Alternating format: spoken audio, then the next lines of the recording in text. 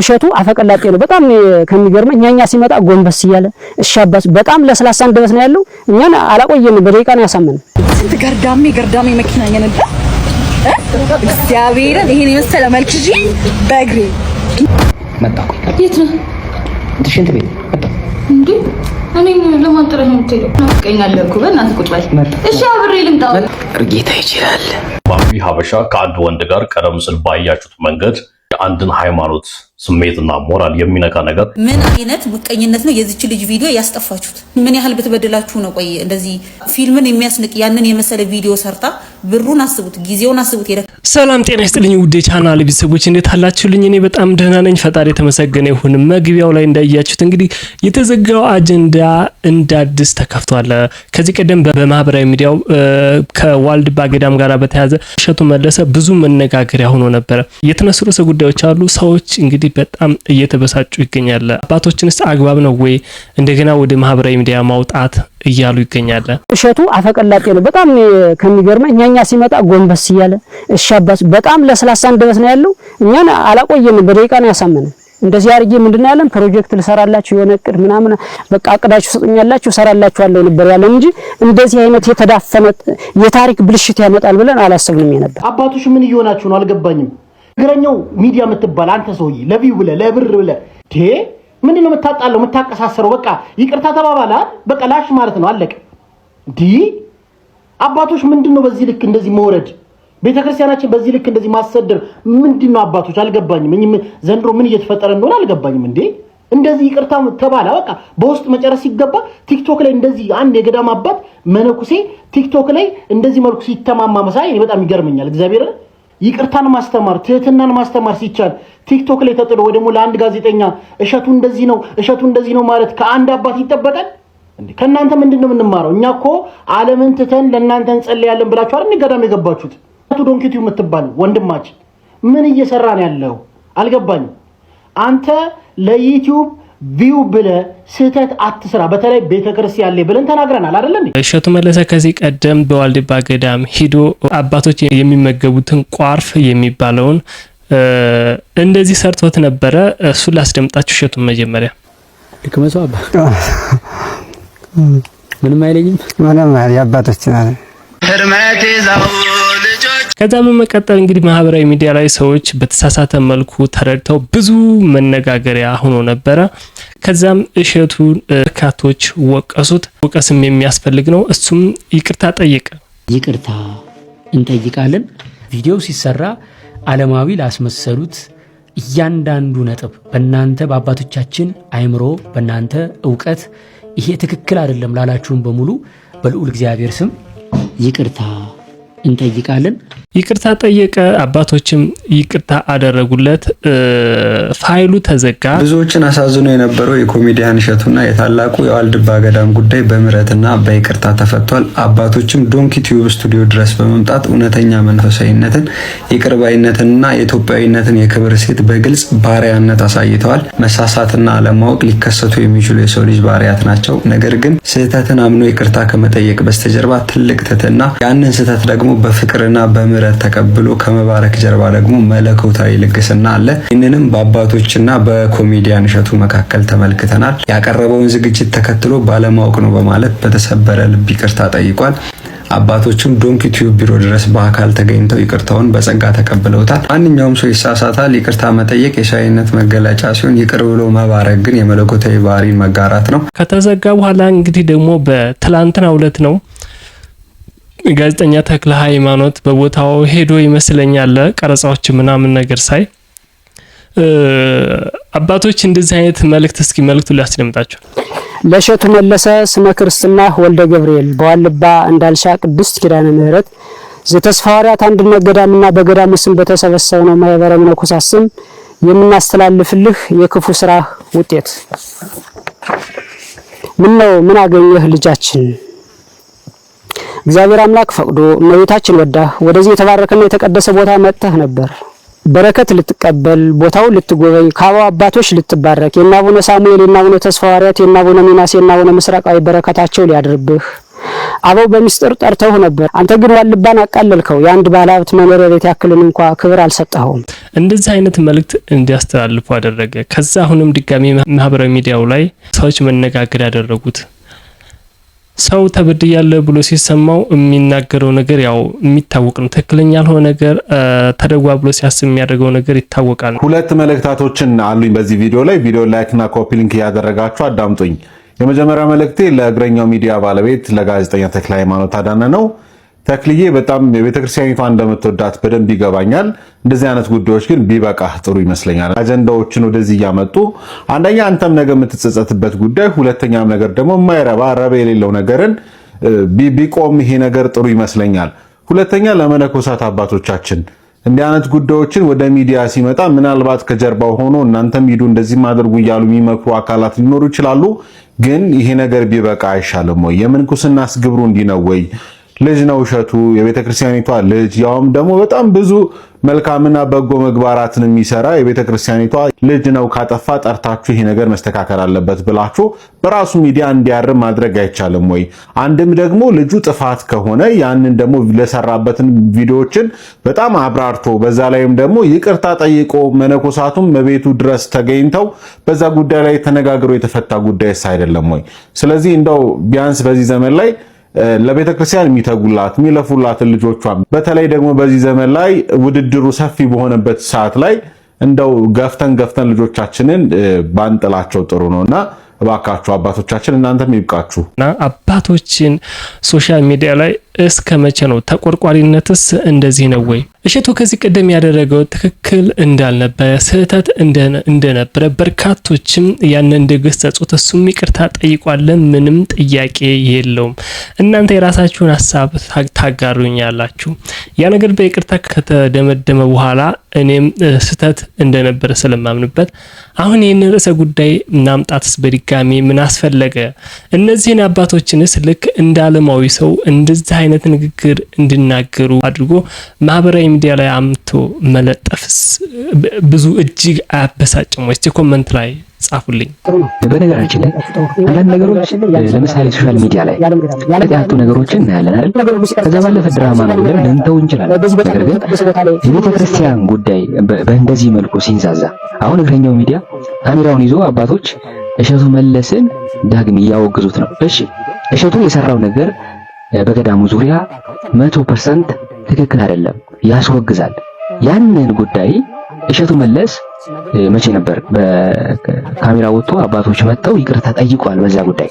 አሁን እግረኛ ሚዲያው ደግሞ ካሜራ ይዞ አባቶች እንደገና ያወግዙት ነው። እኔ ሌላ ነገር አለ። ይህን ያህል ለምሳሌ ገዳም ላይ የሚኖሩ አባቶች ካሜራ በመደቀን ይህን የውግዘት ቃል፣ ስሜታዊነት፣ ዓለማዊ ጉዳዮች ላይ በጥልቀት ማስገባት ምንድነው ጥቅሙ? ቀድሞ እኮ እሸቱ መለስ እስከ ገዳም ድረስ የሄደው ከሊቀ ጳጳሱ ደብዳቤ ተቀብሎ ነው። ከዛ ባለፈ ገዳም ውስጥ የገባው በእናንተ ፍቃድ ወይስ አሁን ግራ ይገባል። እዛ ያሉ አባቶች መምሪያው ወይም የሚያዘው አካል ብዙ ነው ወይ? አሁን ድራማ ነው እየመሰለ ያለው ይሄ ነገር። ዳግም እንደዚህ አይነት ነገሮች በስክነት በብስለት ከካሜራ ውጪ ባለው ነገሩን ተመካክሮ መዝጋት የተሻለ። ቀን በቀን አዳዲስ ነገሮች ቀን በቀን የማይሆን ነገሮች እያየን ነው። ምንድነው ሪዛልቱ? ምንድነው ጥቅሙ? ስለዚህ ባጭሩ ከእሸቱ በላይ እሸቱ ጀምሮታል፣ ግን ከእሸቱ በላይ አባቶች ትዝብት ውስጥ እየገባችሁ ነው፣ ጥርስ ውስጥ እየገባችሁ ነው፣ ሰው እየታዘባችሁ ነው። እግረኛው ሚዲያ የምትባልም አለሳልሰ ነገሮችን መንገድ እንደምትወስደው እንጃ፣ ብቻ ግን ልክ አይደለም። በሁለተኛ ደረጃ እንግዲህ መርጌታ ይችላል የሚለው ቪዲዮ አሁን እስኪ የተወሰነ ላስደምጣቸው ከባምቢ ጋር በተያዘ እኔ የሆነ ቀልድ ነገርሽ፣ በጣም የሚያስቀልድ የሆነ ጓደኛዬ ካልሲው ይሸጣል። ይሄ ብቻ አይደለም፣ ሌላም አለ በጣም የሚገል በሳቅ የምር ባይዘዌ ማለት ነው። በር ማለት ነው፣ በር ይዘጋል። መርጌታ ይችላል። ቆይ መጣሁ። ቆይ የት ነው? ሽንት ቤት መጣሁ። እንዴ እኔም ለማንጠር ነው የምትሄደው? ሽንት ቤት እኮ ነው። እንዴት ናፍቀኛለህ እኮ በእናትህ ቁጭ በል። እሺ አብሬ ልምጣው። መጣው እርጌታ ይችላል። ባምቢ ሀበሻን ረፊ ያላችሁ ይሄን ቪዲዮ ላኩላት፣ መንሽን እያደረጋችሁም አድርሱላት። ሰላም ደጉሎ ነኝ። ሁላችሁም ይሄን ቪዲዮ ሼር፣ ኮፒ ሊንክ፣ ሪፖስት እያደረጋችሁ ብዙ ሰው እንድማርበት እንድታደርጉ በማክበር ጠይቃለሁ። እንግዲህ ባምቢ ሀበሻ ከአንድ ወንድ ጋር ቀደም ሲል ባያችሁት መንገድ የአንድን ሃይማኖት ስሜትና ሞራል የሚነካ ነገር እያደረጉ ይገኛሉ። ይሄ የጥፋት መንገድ የህግ ተጠያቂነት ሊያስከትል የሚችል ነገር ነው። ምክንያቱም በሀገራችን የወንጀል ህግ ግልጽ በሆነ ሁኔታ የአንድን ሃይማኖት ስሜትና ሞራል መንካት የወንጀል ተጠያቂነት እንደሚያስከትል ግልጽ በሆነ ሁኔታ ተደንግጎ ይገኛል።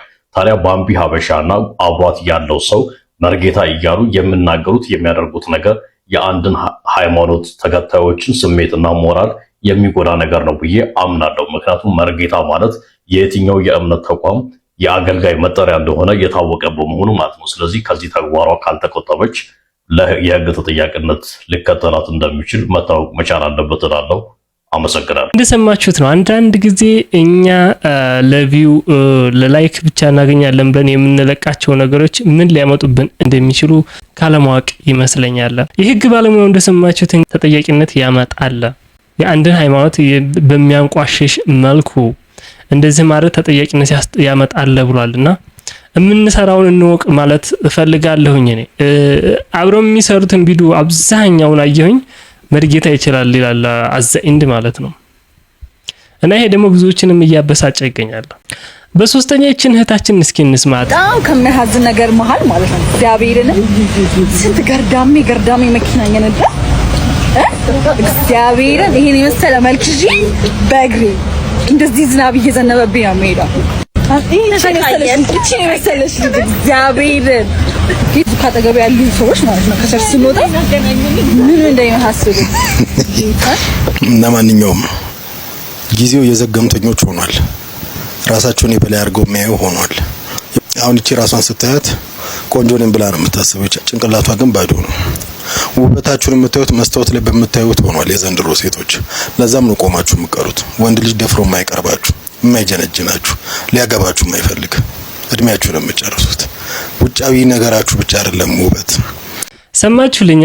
በርካቶች በስሜት ተበሳጭተው ልጅቷ እንግዲህ አለማወቋን አደባባይ ላይ አውጥታ ተናግረዋለች። በጣም በሚያሳዝን ሁኔታ ከቸርች ስወጣ ነው ያለችው። ከሃይማኖት ቦታ ነው። እንደ አንድ አማኝ እንደ አንድ ክርስቲያን ከሃይማኖት ቦታ ሲወጣ ሰው ይሄንን ማለቱ በእውነቱ እጅግ ያሳዝናል። አንድም ያንን ተቋም ያስወቅሳል። ምንም እንኳን ግለሰብ ብትሆን አስተምህሮቱ በጣም ወሳኝ ስለሆነ በመጀመሪያ ደረጃ ገርዳሜ ማለት ምን ማለት ነው? ሲቀጥል ደግሞ ማለት ነው ቁንጅና አስመለኪያው ምንድነው? ቁንጅና እኮ አስተሳሰብሽ ነው። ምን ያህል ጥሩ ታስቢያለሽ፣ ምን ያህል ታመዛዝኛለሽ፣ እሱ ነው እኮ በቃ ቁንጅና እንጂ ሌላ ይሄ ምናምን እኮ አይደለም። እሱን ከፈለግሽ በጥብጣሽን መጠጣት ትችያለሽ፣ ምንም ለውጥ ስለማይመጣ ማለት ነው።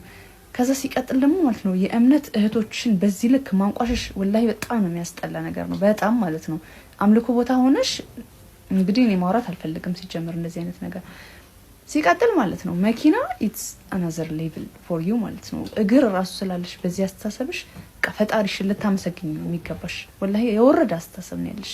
ኖ አንቺ በጣም ቆንጅዬ ነሽ፣ ታምሪያለሽ፣ አታስቀይሚም፣ አስጠሊታ አይደለሽም በፍጹም።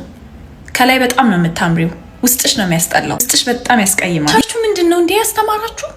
ምንድነው የሚያስተምራችሁ? the 10 commandments 10ቱ ትእዛዛት አልተሰበካችሁም? ስለሱ አሁን መጽሐፍ ቅዱስ ታነቢያለሽ። እነዛ አጠገብሽ የነበሩ ገርዳሚዎች እግዚአብሔር ነው የፈጠራቸው፣ ልክ አንቺን እንደፈጠረው ማለት ነው። እግዚአብሔር ይሳሳታል እያልሽ ነው? እግዚአብሔር ገርዳሜን ይፈጥራል እያልሽ ነው? እግዚአብሔርን ታውቂዋለሽ? ለመሆኑ ፈጣሪን ታውቂዋለሽ? ምን አይነት ትምህርት አስተምሯችሁ ነው ቸርቻችሁ እንደዚህ የምትናገሪ ወተሽ ጌታን እያልሽ? እንግዲህ ከሰሞኑ እቺ እህታችን ቆንጆ በመሆኔ እንዴት ነው እስከዛሬ መኪና ያልያዝኩት እንዴት በእግሬ እንከራተታለሁ እያለች ነው። እኔ የማይሻሉ ገርዳሜ የሆኑ ሴቶች ቆንጆ ያልሆኑ ማለቷ ነው መኪና ይዘዋል ትላለች። ሂሪዝ ዋይ እሷን ሳይሆን ብሌም የማደርገው ያሳደጉንን ሶሳይቲና ኮሚኒቲ ነው።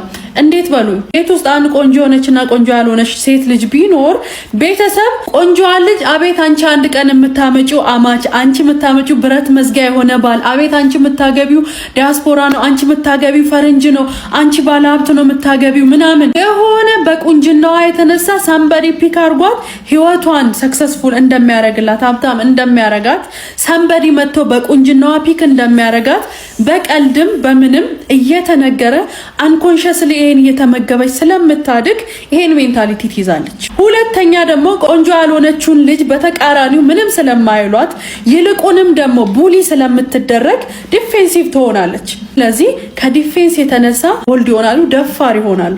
እዛ ነው ብዙ ቆንጆ የምትባለው ሴት ስትለከፍ አጠገባ ያለችው አስቀያሚ ሚሏት ሴት ነች መልስ የምትሰጠው የምትሰድበው ምናምን ሰድባ መልስ የምትመልሰው። ይሄ ከየት የመጣ ነው? ቆንጆ የማይባሉት ማንም መቶ ፒክ አያረገንም፣ ማንም ለኛ አይመጣልንም፣ ለራሴ ነኝ ያለሁት በሚል ሜንታሊቲም ሊሆን ይችላል ራሳቸው ላይ ይሰራሉ። ሃይማኖት አልፈን እንኳን ስንሄድ እቺ ልጅ እንደምትመለከቷት ትልቅ ነች። መኪና በቁንጅና ነው ሰው ሴት የሚኖራት ያለውስ ማን ነው? የለም። እንደዚህ አይነት ሎጂክ የትኛውም ዓለም ላይ የለም። ሰው ከሰራ የስራውን ውጤት ያገኛል አይደለ? ሰው ካልሰራ ደግሞ እንደ ዝም ብሎ ዘሎ እኔ ቆንጆ ስለሆንኩኝ የፈለኩት ነገር አገኛለሁ ማለት ነው አይደለም። ልጅቷ ያልሆነ ሮንግ ነገር ተናገረች። በርካቶች እንግዲህ በብስጭት ይህንን ተናግረዋል። እስኪ እናንተስ ምን ተሰማችሁ? ሀሳባችሁን አጋሩኝ። በመጨረሻ ከዩቲናስ ጋር በተያያዘ እንግዲህ አዶናይ ጋር ኮላብ ካደረገች በኋላ ቪዲዮ ጠፋብኝ ብላለች። ትናንትና ወዲያ ከወንድሜ አዶናይ ጋር ቪዲዮ ሰርች ፖስት አድርጌ ነበርና የዛኑ ቀን ማታ እስኪ ስንታየ ምናምን የሚለውን ለማየት ወደ አካውንቴ ስገባ አንድ ቪዲዮ የለም።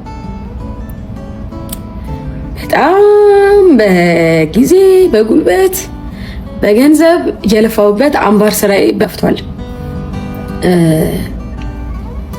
የማንም ቤተሰብ ሁሉ የማንም ቤተሰብ አይሽ እንደዛ ባትበቀሉኝ። ዩቲናስ እኔ በርግጥ ከማደንቃቸው ቲክቶከሮች መካከል አንደኛዋ ነች። እንደሚታወቀው ከዳሽን ባንክ ላይ የሆነ ቻሌንጅ ቪዲዮ ሰርታ የሚገርም ቪዲዮ ነበረ። በርካቶችም በግርምት ሲከታተሉት ነበረ። የመወዳደሪያዋ ቪዲዮ ነበረ። ብዙ ሚሊዮን ብር የምታሸንፍበት መወዳደሪያዋ ስራዋ ነበርና ብዙ ወጪ አውጥታ የሰራችበትን እንደዛ ባይሆን እኔ በጣም ደስ ይለኛል። እንደ ኢትዮጵያውያን አንዳንዴ የሚያበሳጭን ነገር እንኳን ሲመጣ ስሜታችንን የምንቆጣጠርበት መንገድ ቢኖር አሪፍ ነው ባይ ነኝ። ምን ያህል ብትበድላችሁ ነው? ቆይ እንደዚህ ፊልምን የሚያስንቅ ያንን የመሰለ ቪዲዮ ሰርታ ብሩን አስቡት፣ ጊዜውን አስቡት፣ የደከመችውን የጻፈችውን ስክሪፕት አስቡት። አይደለም ያንን ቪዲዮ ለመስራት ቤት ውስጥ ቭሎግ እና የሆነ ነገር ለመቅረጽ ቪዲዮ የቀረጻችሁ ሰዎች ይሄንን ምን ያህል እንደሚከብድ ታውቃላችሁ። ምን ብታረግ ነው በዚህ ደረጃ ክፋታችሁ ጥግ ድረስ የደረሰው? ለምንድን ነው ልፋቷን ገደል የምትከቱት? የሷን ልፋት ገደል ከታችሁ እናንተ ምንም የምታገኙት ጥቅም የለም። ለምንድን ነው ይሄ ምቀኝነታችን ዛሬም ነገም ከነገ የሚቀጥለው? ለዚህ እኮ ነው ማናድገው እንዲሁ ደሃ እንደሆንን ተያይዘን የምንተላለቀው። በቃ እልም ያልን ከዓለም አንደኛ ምቀኞች ብንኖር እኛ አበሾች ነን። ለማንኛውም ሀሳብ አስተያየታችሁን ኮሜንት ላይ አጋሩኝ። በሌላ ቪዲዮ እስከምንገናኝ ወዳችኋለሁ። ቻው።